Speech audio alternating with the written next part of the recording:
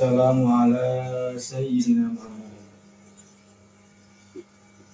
Termasuk salah satu kewajiban setiap orang yang mengarang kitab, baca kudu basmalah, hamdalah, kemarin udah, sekarang sholawat, baca sholawat kepada kanjeng Nabi, keluarga, jeung sahabat. Maka dia walif ini kitab mengatakan wassalatu wassalamu ala sayyidina Muhammadin, membaca sholawat.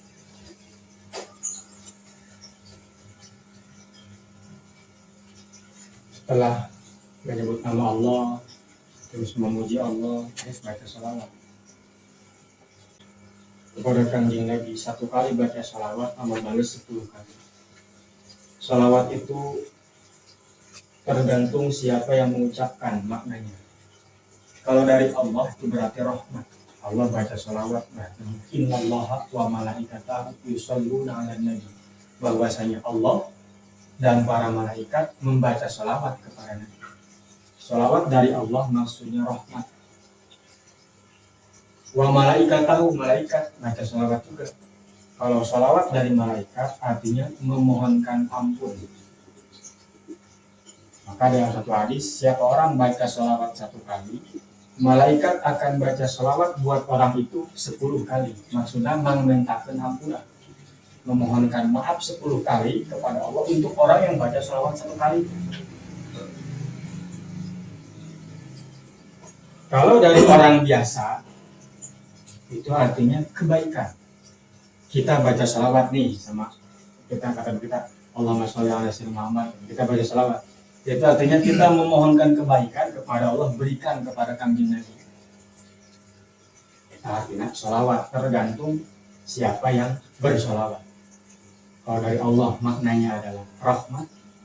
Kalau dari malaikat namanya memintakan ampun.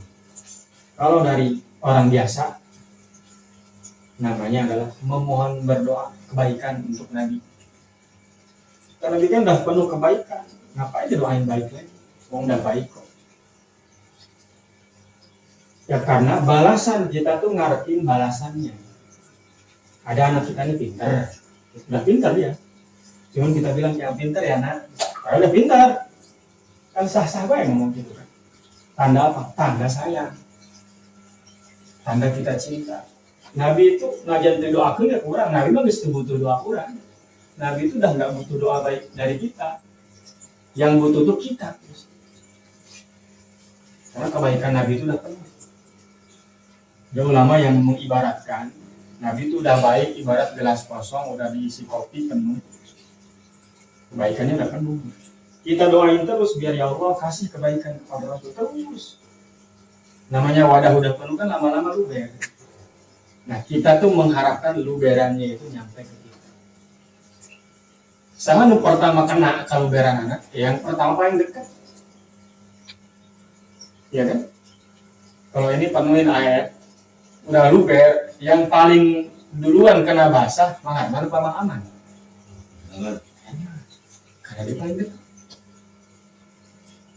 Siapa yang paling dekat kepada Nabi? Yang paling banyak sholawatnya.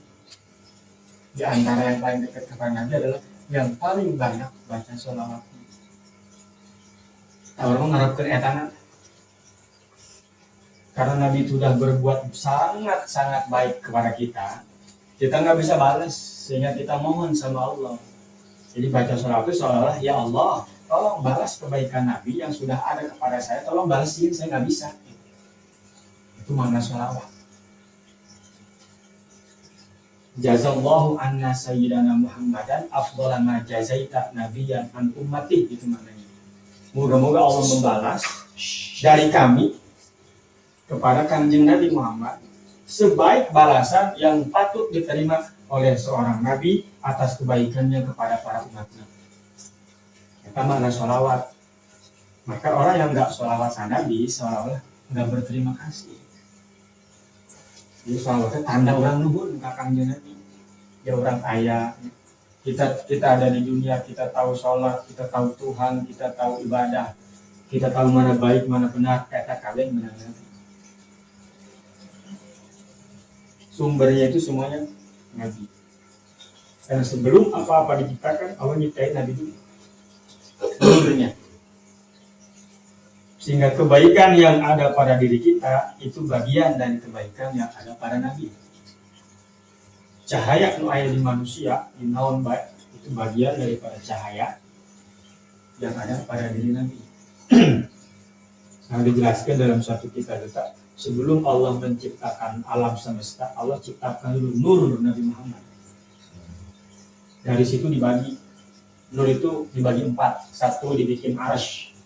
Arsy itu makhluk Allah paling besar, arsy. Terus dibikin kolam, pena yang mencatat semua amal baik, semua takdir. Kalau dibikin kursi. Terus ada bagian lagi Allah titipkan di bawah arsy untuk nanti Allah ambil dibuat makhluk namanya Adam. Allah titipkan nur itu kepada Adam.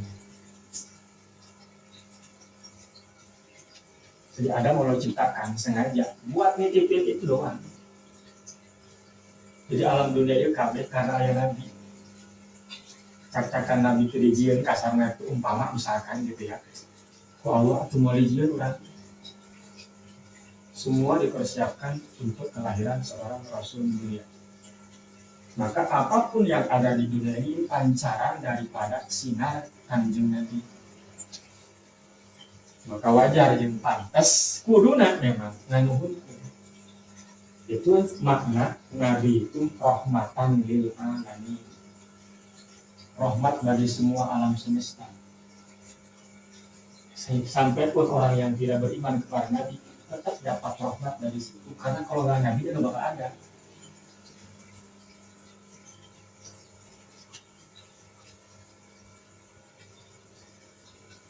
Siapa yang paling banyak baca sholawatnya di antaranya itu yang paling dekat dengan Nabi. Kalau baca sholawat minimalnya sapoe 5 kali bila sholat. Karena sholat ya baca sholawat dalam tahiyat ya jadi sholat.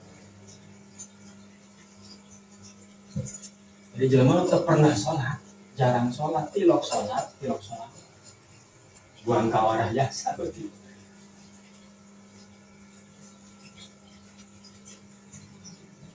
Banyak ulama yang menyebutkan udah wiridan amalan paling baik zaman ini sekarang akhir zaman ini udah 1 sholawat 2 istighfar. Ini sekarang itulah yang udah macam-macam tahan bacotan. Wah, menurut kuat miskin. Udah nggak zamannya. Nah, dulu zaman perang orang tua kita wajar. Lagi malah yang jadi zaman Maulid. Tapi ternyata nggak menjamin juga. Ini bukan sholawat istighfar. Bukan ya. Sebarang kalau bantuan teh cek ulama kalau bantuan teh minimal sehari semalam itu 300. Itu namanya memperbanyak. Kalau kurang dari itu ya bukan memperbanyak biasa. Dalam kalau bantuan sholawat minimal sapoe sapeting 300. Apa aja itu melafalnya terserah. Sedikit panjang itu pendek. Yang pendek sallallahu alaihi Muhammad sallallahu alaihi Muhammad. Kita 100 maka salat muas menit muas. Ini biasa mah. Apa bang aja dah 3 menit. 3 menit pengaruhku dari Inggris. Mau ada propos. Malah habis 3 menit.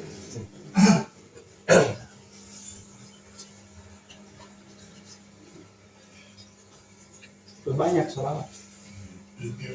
Beradem. Komo cenah ya. Jadi ini saya mutawatir, artinya mutawatir itu dari guru-guru khususnya orang Banten itu sholawat Bismillah kata yakin. Sholawat Bismillah. Wiridan orang Banten ya tak.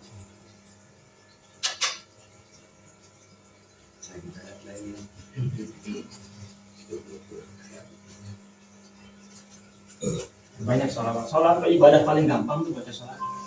Terkudu boga wudhu, nggak perlu punya wudhu, lagi hadas kecil, lagi hadas besar, baca sholawat boleh.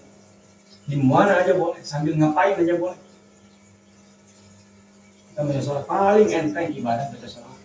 Jangan keriaan nabi gimana? Iya.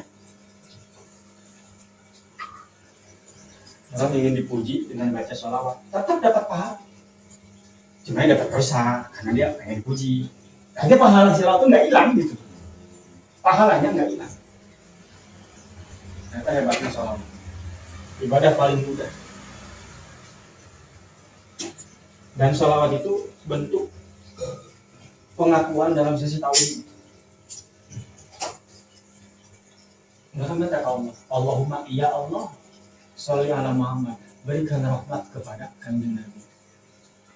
Jadi terlepas tidak ketauhidan bahwa numerena Allah, kita minta sama Allah bukan minta sama Nabi, minta sama Allah agar Allah memberikan rahmat kepada Nabi.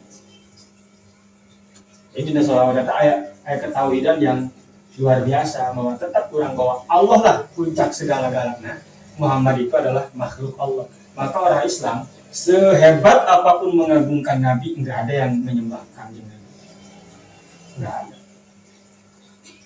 Karena sebelum Nabi Muhammad pernah kecelakaan Nabi Isa, saking hebatnya Nabi Isa, saking cintanya kaum Nasrani saat itu, malah menuhankan, dianggap Tuhan atau anak Tuhan atau apa.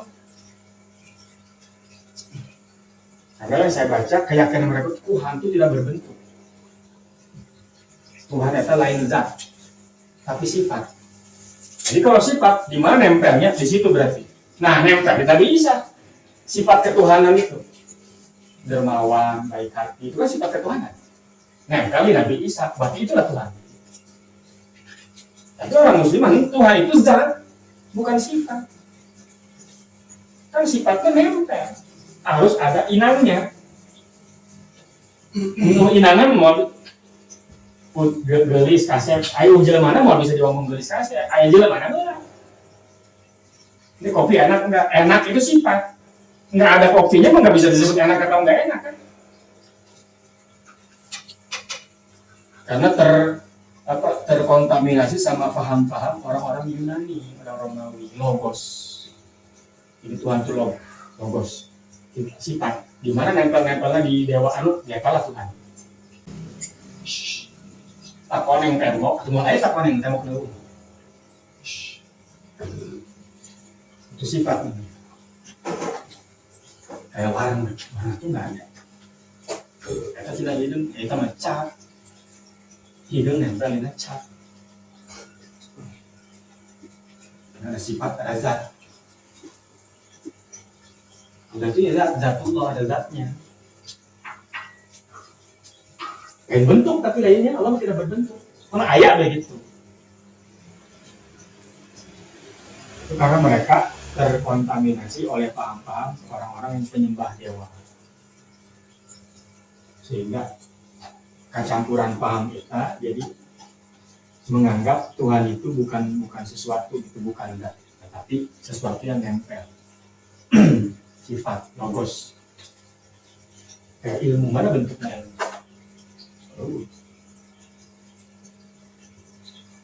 Nempel di seseorang punya ilmu disebutlah orang berilmu. Kayak ilmu mana? Itu kan ada ilmu. Maka itu batasan anu paling bagus kepada umat-umat Islam itu. Tidak ada yang menuhankan Muhammad. Sebaik apapun menghormati kanjeng Nabi, mengagungkan, silahkan agungkan Nabi seagung-agungnya. Tapi batasan Nabi itu dapat makhluk. Jadi bersolawat tetap dari sisi ketauhidan kuat. Karena tetap kita memposisikan bahwa Allah lah Tuhan, Muhammad makhluk.